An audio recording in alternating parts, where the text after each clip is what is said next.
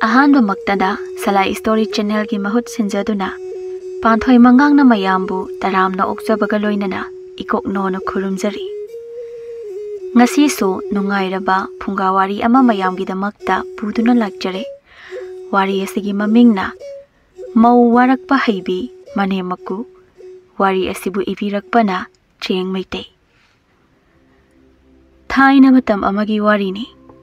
Tethabi masak matau yamna phajabi chahi nauribi laisabi amani aduna nupa naha kayana tethabi gi phajaba sakdam ubada ngaudaba nupa pakhang amata leiramde adubu tethabi yamna tanbi suningdabi laisabi amasuni tethabi na phana suningdragasu mabu pamjaba yamna nungsijaba nupa pakhang mayamgi marakta koroba kauba ina kairak yamna khunba Tethabi su yamna pamjaba nupa amasu leirami.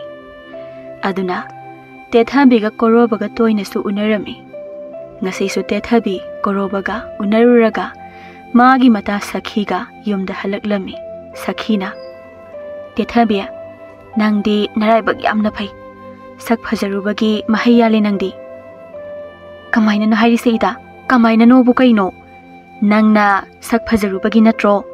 Koroba gumba inakairak yamna khunba masaksu phajaba nupa ama phanglise nangna nasak thiramlagabu koroba gumba nupa phangadra aina tiye maraibu pharise koroba ni aidi mangondagi henba nupa mayam ama phangbe madi aingondagi henna masak matau phajabi leisabi di mapun sida phangloi wari di nangsu adum naine ado nangna talliba khutan dugadi Migi mayumda mawaiba chanaroida. Jak thongbasu haite, phi subasu kokte, wai sitba taibasu sengde. Yahausu khuteng ama nang na hawgalido. Nangise aingonda kale ira. Aina korobaga nusinabasida. Nangdi mi di lairadana. Huina phawba chikkena tanaraktrabanina. Sama haibanida. Ado ida asengki suni. Aina ngonda yamna kale.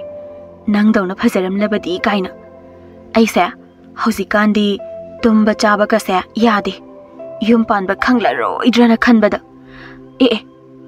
kana no hadagi nipa khara lambi matai de leisina aima aikhoi khungi pakhangsing oirama le he aidi atei khungi pakhang oiradi chongsillaga ama phawrge tawbani ida te thabi aikhoi khungi ning themse nang yamna dinung sijabani he nang mangonda leiradi Nang yamna nungai ningo.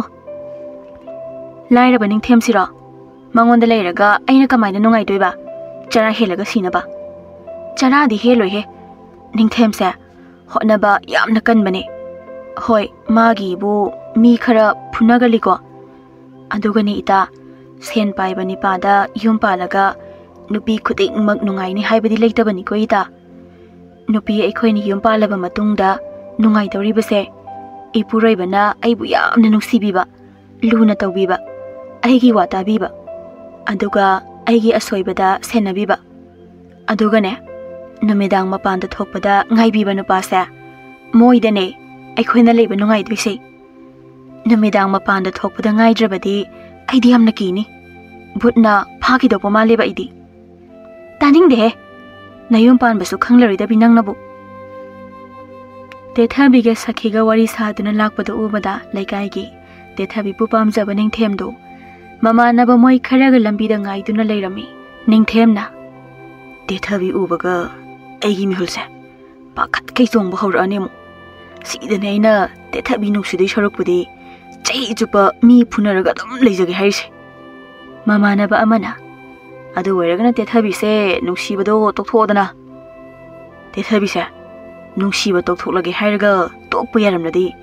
ngasi aina mihul ka chongkhai Tethabi ngai se ngairam khitro amana amo nangdi Tethabi uba khudengi mihul chonglaga leyadobu adomaro Tethabi se nangi oibadi mapok simagi phangaroida madi ina kaira khunba nupa mayam amana koitan tanadana leibani lairaba yum segaibada leiba nang aikhoina kadi oiraroi aduga madi haujikse Koroba koba senjau pai nupa amaga pat tat khai nuksinari bani ningthemna Tethabi sa lairaba ningthem aigi oiba phangdrabasu lairaba aigi thamoisina pena nuksijahobadi yaidana marup mamanabasing aduna ningthem nangna tethabi nuksijaba ubada aikhoi yamna nungaite aduna tethabisa pharaga oina nang lawragero hojikandi nupi pharaga lowbase nupa thoena yam kanna chatnarabane asengki nupi pharaga lowbase chatnarabrane thaina di nupi se pambu pamlabadi pharaga hekta longnai hai aigi imasu aikhoi pabana pharaga lowbani hai aduna hojik phawba unaba yade hawdonga huiga dawna adum khanai moina sanariba wari singada ngasai manakta phamduna tariba ganja thakpa hal amana yam tapna nakandagi ningthemda haireklami noi imaga pabagadu hawdonga huiga dawna unaba yadrabasu nachul nanau ritaret surabadaini ibungo aigidi yam nungsinana nanedu luhonglaga lawbani hawjekti nupa amada amu mayum panthokredana ningthemna konano hera mama nongyai nangoira nahagi warida yaurakanuda ahangi ganja ngaufam thokpado adum ngauruga layune aduga kanana mama nongyai bu pambidoino nonganbadi numita ba ma ganja thaklaga ngauruga dum lerga angang nangna kari khangdana ganja thakla isidi nani na nupa amada chen khrakandaini ne heiba isa ek saradana adoirsu aikhoigi warida yaurukanu hal marupsing ngasai wari du kariba nupi pharaga loba kanna chanare habi natro adudi tethabise hojekta pharaga lorage mamanabasing aduna hoine adumaina nupa thola uni marup ningthem ngasidi tethabise pharaga ne nang hekta lawro hoi sakhina ita ningthem hoise maong ama tawdro moigi maong se ibani se pharaga lokhido mandro moina pharasu nang dis pha pharoi ayu iramgani phadoise ahal aduna masi angang si mi yamno sitene mase adu oirabadi magi nupi si aina sok pha phalo he ibe mama sak phajabi nang ne nupa singa sina pharaga lawne ye nang chel horo hai ha ai phani haiba ita lao jelase aidi cheloi aidi phabiro lobiro sini ningthemna as marupsing tethabise kanna chenkhre kamai dawne masi pumba masigi ahal sina ngaktani ko mase masi ahal loisu khutum sina suraga phuge masi sakhina aidi chende ko noi mayam gi maraktai amana bu phabirasu aidi karimta haijaroi isana adum yare ningthemna tumilewe hawdong mi sangka bi manwisidi nupa atai duna sakhi haibra santhi haibra chalo ahal se phubada nang sigaro kani soidana ha oh aibu ngasi haiba no misida sijakhi bani hena pharadrane ngasi di siba yakhiroi hore laikhoi gi nganu thongni haibani sakhi tumina chakhi ningthem de ganja thakpa handuga phuna hauri mamanaba singaduna kanna khamtokli somdana tethabi mayumda chendabi korobagi manaktana chenkiduna adum chenkre nongalaga korobagi ahallaman haidokpa sulaklami paw asitabada ningthem mamanaba singi manakta laktuna o launa kaplami lohongbasu yam thuna korobaga tethabiga lohonglami lohongba namitasu ningthem tethabigi thongalda yu thakzilaga lakna phana ngamdaba makhai kanna kanna kaplami asumna tethabisu lohonglaba matungda tha ama ani fawbadi thabak yamna phabi mau ama oirami korobasu korobagi imungi mi singnasu tethabibu yam luna tawbirami adubu tha ahungi matungdagidi tethabi magi hainabi adu amuk hawraklami manembok aduna koroba imang nupido ngasigi ude mabu hawakhrabro maningda kolik amangwa mayam amasu lay imong wairamsu amata loisindri ima namong nupido masangam den hipiye ha imau masangam deba adudi ngasai ne imada haira uyandro nangbo nate mabu kayam kana masangam dribano amaiba ka holu sira haiba tethabina amaiba kauradi aina dese soidina khangkhiba tari ne ꯑꯩꯅ ꯉꯁꯥꯏꯅ ꯑꯃꯥꯏꯕ ꯀꯧꯔꯨꯒꯦ ꯍꯥꯏꯕꯅꯤ ꯑꯗꯨꯗ ꯃꯥꯅ ꯉꯥꯏꯍꯥꯛ ꯂꯩꯔꯒ ꯐꯕ꯭ꯔꯥ ꯌꯦꯡꯁꯤ ꯐꯠꯇ ꯐꯠꯇ꯭ꯔꯒꯗꯤ ꯀꯧꯕꯤꯌꯣꯌꯦ ꯑꯗꯨꯒꯤ ꯑꯩꯁꯨ ꯀꯧꯕ ꯆꯠꯇ꯭ꯔꯤꯕꯅꯤ ꯏꯃꯥ ꯑꯣ ꯑꯗꯨꯗꯤ ꯐꯠꯇ ꯐꯠꯇ꯭ꯔꯗꯤ ꯏꯃꯥꯗ ꯍꯥꯏꯔꯛꯎꯀꯣ ꯑꯗꯨꯒꯅꯦ ꯅꯪꯁꯨ ꯃꯥꯒꯤ ꯃꯅꯥꯛꯇ ꯂꯩꯌꯨ ꯃꯊꯟꯇ ꯂꯩꯍꯟꯒꯅꯨꯀꯣ ꯑꯗꯨꯗꯤ ꯊꯕꯛꯁꯤꯡꯁꯦ ꯑꯩꯅ ꯂꯣꯏꯅ ꯇꯧꯕ ꯇꯥꯕꯅꯤꯅꯦ ꯃꯣꯏ ꯃꯄꯥꯗꯨꯅ ꯀꯔꯥꯏꯗ ꯂꯩꯈ꯭ꯔꯕꯖꯥꯠꯅꯣ ꯑꯩꯅ ꯌꯨꯝꯁꯤꯒꯤ ꯊꯕꯛ ꯁꯨꯕꯤꯅꯕ ꯃꯤ ꯑꯃꯠꯇ ꯊꯤꯁꯤ ꯍꯥꯏꯕꯕꯨ ꯁꯨꯛꯌꯥ ꯍꯦꯛ ꯃꯌꯥꯗꯦꯃꯤ ꯍꯥꯏꯗ ꯍꯥꯏꯔꯨꯔꯒꯅ ꯀꯔꯤꯒꯤ ꯊꯕꯛ ꯁꯨꯅꯕ ꯃꯤ ꯊꯝꯗꯧꯔꯤꯕꯅꯣ ꯃꯧ ꯑꯃ ꯂꯩꯅ ꯂꯩꯅꯅ ꯍꯥꯏꯔꯛꯀꯅꯤ ꯏꯁ ꯀꯣꯜ ꯑꯃꯥꯡꯕ ꯈꯨꯌꯥꯝꯁꯤꯗꯤ ꯀꯣꯔꯣꯕꯒꯤ ꯃꯃꯥꯗꯣ ꯌꯥꯝꯂꯕ ꯀꯣꯜꯁꯤꯡ ꯑꯗꯨ ꯐꯦꯡꯗꯨꯅ ꯏꯃꯨꯡ ꯋꯥꯏꯔꯝꯁꯨ ꯃꯥꯅ ꯂꯣꯏꯅ ꯇꯧꯔꯝꯃꯤ ꯁꯣꯝꯗꯅ ꯇꯦꯊꯕꯤꯗꯤ ꯅꯨꯡꯉꯥꯏꯅ ꯒꯣꯔꯣ ꯒꯣꯔꯣ ꯅꯥꯈꯣꯛꯇꯨꯅ ꯇꯨꯝꯂꯤ ꯑꯗꯨꯒ ꯀꯣꯔꯣꯕꯅ ꯇꯦꯊꯕꯤꯅ ꯅꯥꯈꯣꯛꯇꯨꯅ ꯇꯨꯝꯕꯗꯨ ꯌꯥꯝ ꯅꯨꯡꯁꯤꯅ ꯌꯦꯡꯗꯨꯅ ꯂꯩꯔꯤ ꯃꯅꯦꯝꯕꯣꯛꯇꯤ ꯁꯣꯝꯗ ꯋꯥꯕꯅ ꯂꯣꯏꯔꯦ ꯆꯥꯛꯁꯨ ꯑꯩꯅ ꯊꯣꯡꯗꯧꯔꯤꯕꯔꯅꯦ ꯍꯥ ꯏꯆꯥꯅꯨꯄꯤ ꯅꯤꯡꯉꯣꯜꯁꯤꯡꯗꯣ ꯅꯨꯡꯁꯤꯔꯛꯏꯗ ꯉꯁꯤꯗꯤ ꯑꯗꯨꯒ ꯃꯣꯏ ꯃꯄꯥꯗꯨꯅ ꯍꯧꯖꯤꯛ ꯐꯥꯎꯕ ꯍꯜꯂꯛꯇ꯭ꯔꯤꯕꯁꯤꯕꯨ ꯀꯔꯥꯏ ꯇꯥꯅ ꯆꯠꯈ꯭ꯔꯕꯖꯥꯠꯅꯣꯅꯦ ꯏꯃꯧ ꯅꯨꯄꯤꯗꯨꯕꯨ ꯃꯁꯥ ꯈꯔ ꯐꯔꯕ꯭ꯔꯥ ꯑꯃꯨꯛꯇ ꯍꯥꯟꯅ ꯍꯪꯂꯨꯈꯤꯒꯦꯗ ꯀꯣꯔꯣꯕ ꯀꯣꯔꯣꯕ ꯈꯪꯉꯦ ꯍꯥ ꯍꯥꯎ ꯏꯃꯥ ꯀꯩ ꯍꯥꯏꯒꯦ ꯏꯃꯧꯗꯨꯕꯨ ꯃꯁꯥ ꯉꯝꯗꯕꯗꯨꯕꯨ ꯈꯔ ꯐꯔꯕ꯭ꯔꯣ ꯉꯝꯗ꯭ꯔꯕꯗꯤ ꯑꯃꯥꯏꯕ ꯀꯧꯔꯨꯅꯕ ꯇꯧꯁꯤꯅꯦ ꯇꯦꯊꯕꯤ ꯇꯨꯝꯕ ꯀꯥꯏꯕꯒꯨꯝꯅ ꯍꯀꯥꯝ ꯋꯥ ꯆꯜꯂꯒ ꯌꯥꯝ ꯇꯟꯅ ꯍꯧꯒꯠꯂꯛꯏ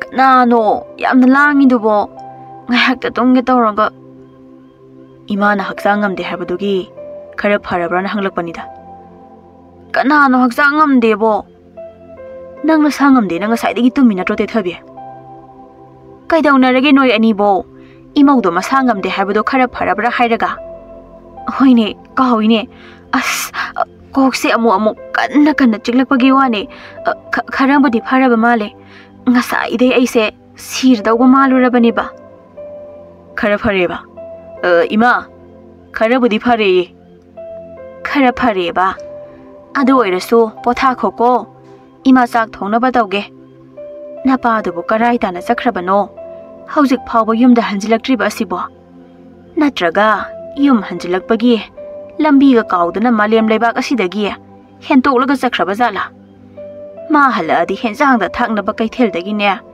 nga ayaiba khara leibiru jo haige tawbani ni aise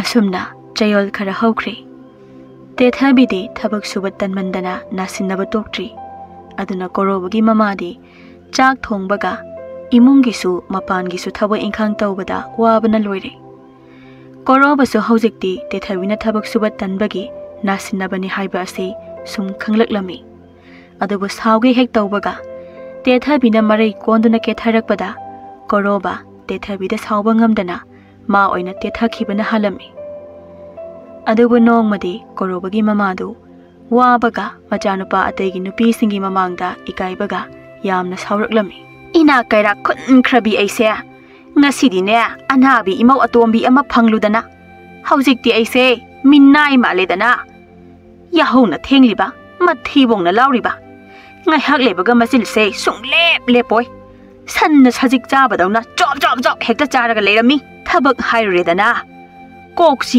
ega kok ngaurega laihau tawrega khara kanna hairagana wantha sanakhini amaiba karuragana nabasu phakhini wanthabasu phakhini aduga mapamda sakhibasina masa sisune thabak sudabaga mathibong chaman bagada हानदी खरा फजरंबनी हौजिकती ओक्पी माले हाय कोरोबा कोरोबा मसी मसुने मतुसिना सेमजन खरब्रा खंगदे मतुसे सोकप यादे कनखतखिबसिना कोरोबा कोरोबा इमाना कौरिसिबो ताद्रने हे नंगबो तायेमा तारदी खुंबा कैदौगे अदुदा नोय नापा तौरिब्रो नापागी मतुंग इल्लगा थबो इंखां खरा मतेंग पांगु तमसिलु हाइबसु मयादे नुपी थीद्रिंगैददी खरा वखल तारंबगुम तौबनी हौजिति नंगसु कैनोमा तौरे करिनो इमान nganglibo asingdubo itei moita sawoina taraga nokna खिनबा मौदी कैदौ हौरि मथिबोंग चाहौरि बरा फमुंग दे हिपगा तानिंग दे तको इमा नंगसे ꯇꯦꯊꯕꯤꯁꯦ ꯃꯁꯥ ꯉꯝꯗꯗꯅ ꯉꯁꯥꯏꯗꯒꯤ ꯅꯍꯦꯔꯤꯁꯦ ꯇꯥꯗ꯭ꯔꯣ ꯍꯥꯏꯕ ꯏꯃꯥ ꯅꯪꯕꯣ? ꯀꯔꯤꯌꯥ? ꯃꯁꯥ ꯉꯝꯗꯗꯅ ꯅꯍꯦꯔꯤꯕ? ꯆꯥꯕ ꯇꯨꯝꯗꯕꯒꯤꯗꯤ ꯅꯠꯇꯦꯀꯣ? ꯃꯥꯅ ꯀꯔꯤ ꯆꯥꯗꯅ ꯆꯥꯕ ꯇꯨꯝꯂꯣꯏꯗꯧꯔꯤꯕꯅꯣ ꯏꯃꯥ? Ngasai ayuktagi mabukta karimata tadribane. Maubo. Ngasi ayuki mabukta karimata tadriba. Hoi, ma karimata tadribane. Yerum mari mangadi chakraba male. Adusu charawan baloiraga. Hausikti kemta sade. Hawai angauba khara miru hapaga chari. Masangam dabaduda tafong khangdrena. Kamai tawni aigi isa koroba sidia. Aduga nang natudu masangam de na makok paibiri oiramni. Ima se heiba sajale makok nate makhong wetpi bane. Oh, makok pai banate makhong pai bi bane ba. Hoi ima, adu kari hagi ima na ikauribo. Ima ne isa kaubadi. Ima ukse okpi male hagi taubani. Soire he kainoni ima ukse masasu ngahak lita. Cabe na bani na. Ima na su seba tauba ngamdre.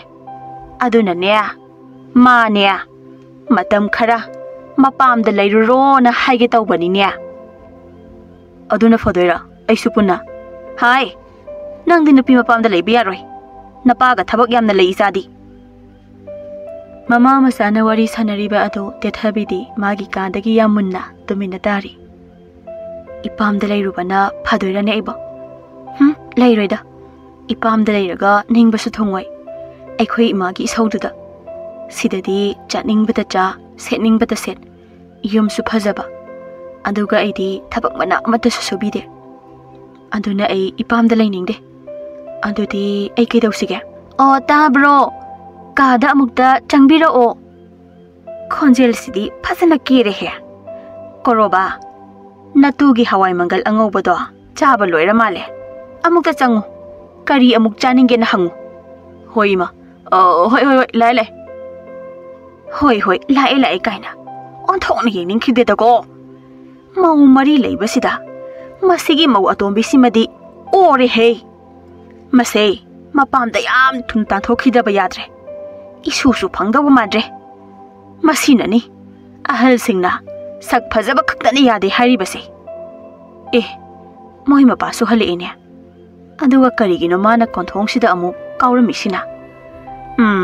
Soidena sen phangla amaroi adunani mana konthong da kaurami se. O konthong da ne akan sariba adubu amuk kaidawrabage. Mama nangsu ugan khre he. Adu kaidawrage ba moi mapa na konthong da adu thina kawbiram liba adubo. Wari yamna lei. Hore tapna wari sasi mama. Namau nupiga korobaga di kamdawri. Maudubu ngasidi nadrabo. Mauga isa korobaga di laikai asida maming phajana chatlene. Mapan thok tawbaga ikai ne ibo. Laikai na bu khara phakre. Naza nupa namau nupi ataigi mamangdane aidi ikai bana loire. Naza nupi ani dusu. Mauga korobaga se uni khanbada. Mapam daga lakningdre ye. Adu moi ani bulai khibro. Lairabadi mapan dam ta kauthorong ne. Laibani. Koroba. Napa na mapanda mukta thoglo hai ne. Ayum ta thokhi ko pa bhala male. Aina hoji hai bawado. Ima ga pa bagada hai bam kauni ko. Kaur he. Ai hoji hai ki. Ta bro koroba. Ma su yauna naraba jala. Ai kau roima. Pa ba su halena. Halene icha nushiba. Nate nang buyum dagi sugen henry basibo natu na kari mahi toksin birabagine. Namagi mateng pangro su pangde. Ipagi tunginaraga thabak yauksin bra su yaude. Numit chupa mayum dadam le. Nate nang bo kari karamba manglanda hinglibano haibanida. Hai maduna oibe yaroi ko. Aduga kaino natu sina. Nai ide dum hai. Chawa sulepte. Afang ba. Ok tong na pangsa da sai. Ok su male. Mama idang ngaire. Mi khara mali babo. Aduga namadi nang na nupi thejingai dadi. Lairem bibu malam bani. Haujiti chaba phangjada ba. Tin summa silene. Nati. Noina taina nauna khali basibu karino haibani. Aibo chaba phangjada ba tin male kaina. Honu pa. Nang haunu he. Baba. Namong nupi na toina nagan basida.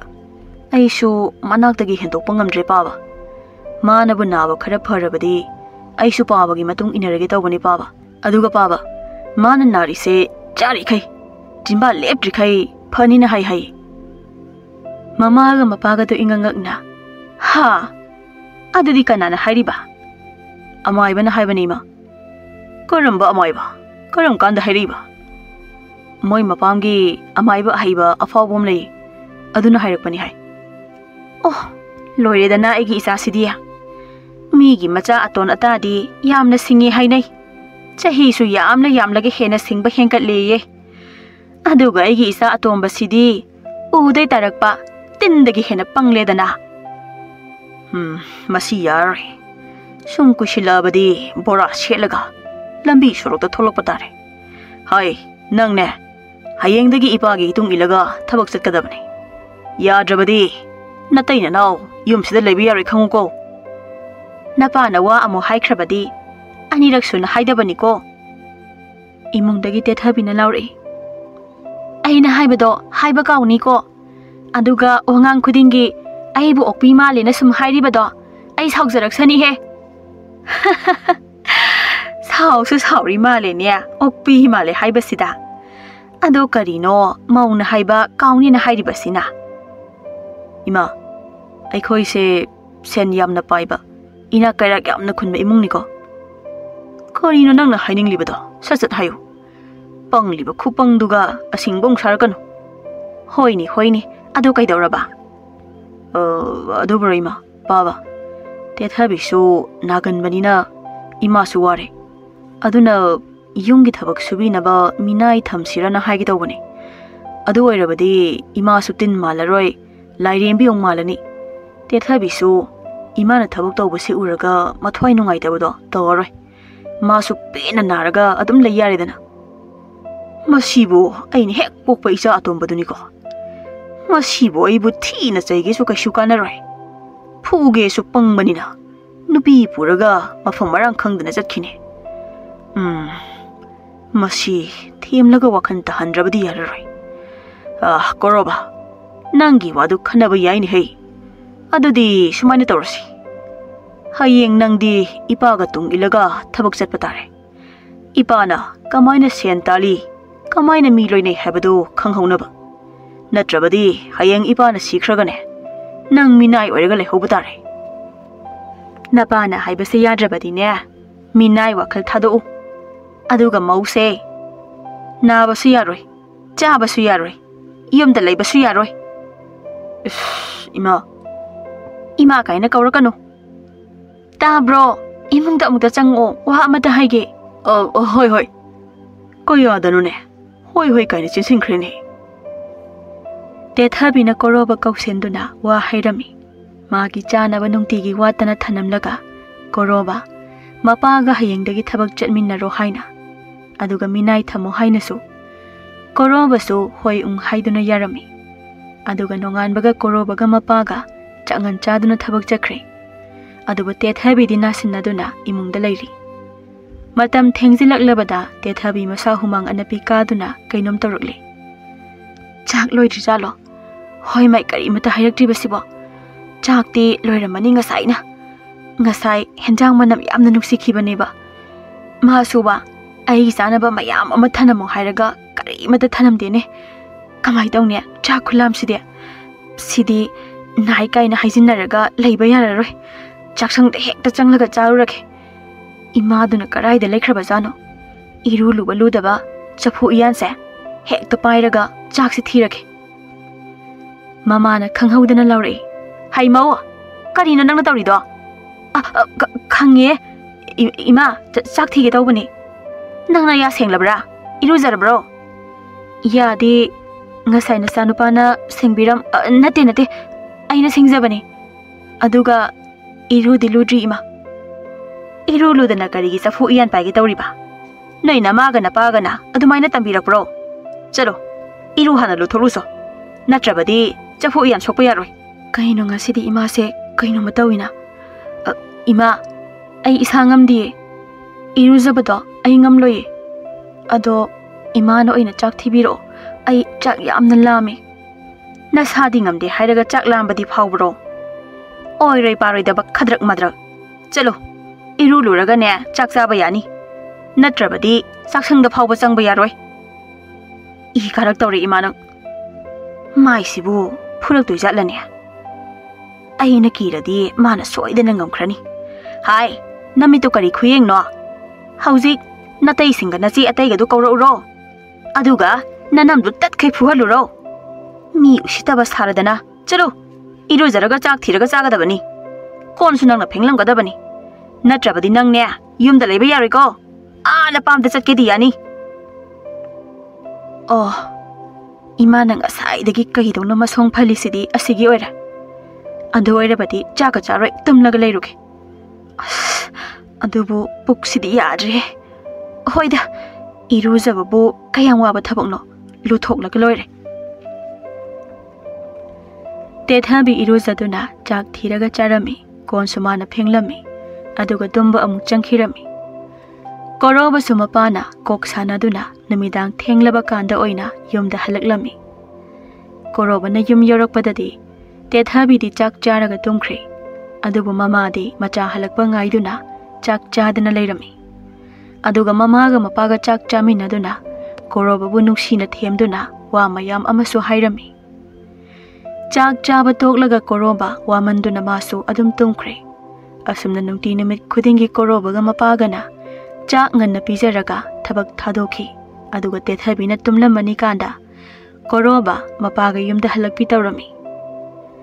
Asumna chayol khara haukhre. Hauzikdi Koroba su hanaga wakal iman manadre aduga Tethabi di imungi thabak subada phadi sare.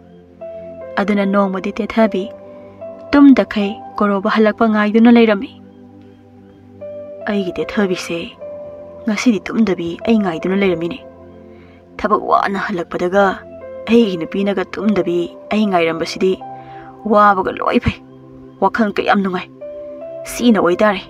Imana nungtigi paabana thabak halakpa ngaiduna tumdabi leise. Ngasidi mause tumde. Imungsi kumhai ama leiredana. Koroba maudu chaka chadribani punna chaminarasi lao hai. Ima chak thangto amage ko. Moi mapa lao khusado hamdok piyuro. Is macha mawa leire kanda makhol ga se tethasanadana. Chak cha thokminarasi kaina. Ngasidi khangani dana. Imana ingon do otpasingdo loina haigeba.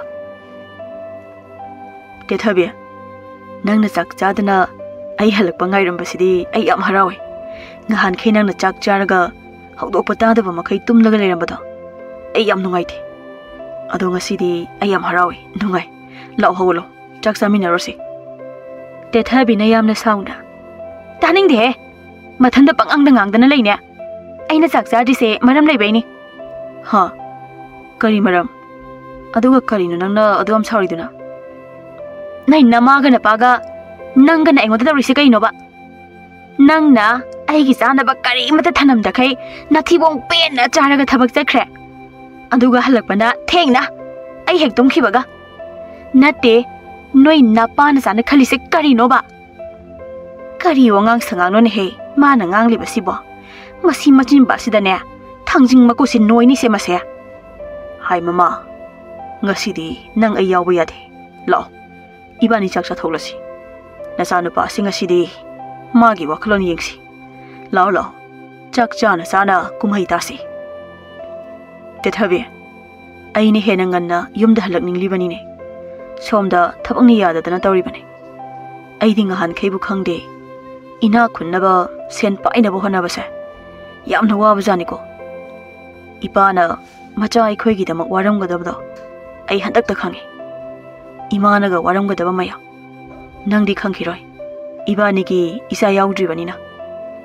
Nangi wathido taagena aise tumda bingairamba natiye. Nangna thabak hek chakhibaga imana ichena itaina engonda olibasingdo haige. Adugane moiga khatnau haige na ngairamnibane. Karino ne haisibo. Imana itaimana iyamba hoina. Nangoda kedaroge haise. Sasat hayo ai chaklami Tethabi. Tethabi to kablai aduga pau tami Korobada. Imana ibu isangamde nai hairabasu iru nungti ayu khudingi iru jahali. Yadragana chak pijaroi. napamda chatkhoy ima da ina sauragana iche hoi itai hoina phuge tawi oh ai wakhale aduna oitare handakti nang shaigak manam khara ko edi ha aduga ne ima na ise chau khraba yum sisu sumang mangol su thongna ba wai silhali wai te heli kon su mayam phenghali talle na sauragana ima ga ije ga itai ga na napam da chakroi na tale aduga ne nang se nupi thelani haina su hai oh ai loina wakhal tarak ledana adu noi tare nang handang marak nayang kangshili ha nagumna khara saong sabal do phajara ede aduga atai di te thabe karino nana khali do ba aina kappaga ima na ingwado otbagi pau tamlaga nang na harauri do ba chalo ima singango nayama singdu su khatnawo te thabe kamaina ima ga iyamba ga khana doino nang na tawri ba thabak singdo yumgi nupi amana tawgada ba thabak ngaktani itei ma hoisu loina tawi moida nate mau loina ne masidi yamna faba iyungi isagi tofum thopani ne noi ma su ise su tarungani masida nangna talle na haido madu fatego aina tumda bi ngai raga kappaga hairi sidi kemta kanada bagi wani ne ado aidi nari dana nangi nasina badura te thabi ado binglauna saroktuna koroba da chongsilnduna masam phoi koroba noktuna phagi tana bo hone yari se ima baba na taraga ne wakhalana khankrani karigi wakhalana khanba nama na pase nangam na kibro nama ni na sinam nambi mi phatta se aduga na pa ma thong marong khangdaba asingba yamna saba te thabi na wa haiba loi jengai da koroba na khupak na te thabi da pak pak launa thari maduda su te thabi koroba da makhut halaklami koroba thongak chaidu tap launa pairaga dam dam launa mamaga mapaga da lale hayu haina phutharami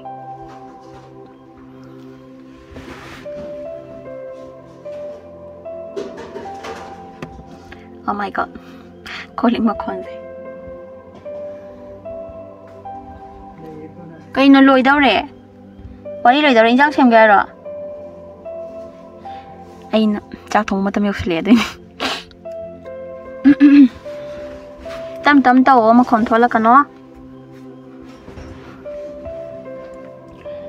nangi alu do so nakanda kheladi phadawne so nakanda makhon yam tabani ne te thabi na wa haiba loi jingai da korobana khupak na te thabi da pak pak longna thajilai maduda so te thabi da koroba da makhut halaklami koroba thongak saidu tap longna pairaga dam dam launa mamaga mapaga da lale hayo haina phutharami ke thabi so anam kanduna lale ga haidabi mapam da mafi yomlaga themba yada khai kaptuna chatkhi nongan baga te thabi gi ahlaman singyam sauna korobagi yumda laklami adubu korobagi mamaga mapagana wari phajana sabadagi mamai ngangduna te thabigi ahal singdu hanki chayol ama helakle te thabi mapamda leirabasu nungai pham khanglamde maramdi mama nabi sakhi su mayum panduna nungai na leikhre ningthem su nupi aphabi ama lauduna nungai na leikhre khangbaga aduga mamaga mapaga mana mamayam singana ngangba chaibada asumna sum namiti hauki te thabi su kuiraga wakhal sum taraktuna kona di mamaga mapaga da kaptuna korobagi mayumda thinbiyu hairakle paw ase tabada korobagi mamaga mapagana nungai taduna te thabi bulawu laklami te thabi su Manem Maku hek ubaga lanjare ima paba haina makhong paiduna khoirami aduga korobagi manakta amuk chakhirami aduga aphaba mau ama oiduna leikhirami chahi amagi matungdadi machanupa amasu phangjaduna nungaina pankhirami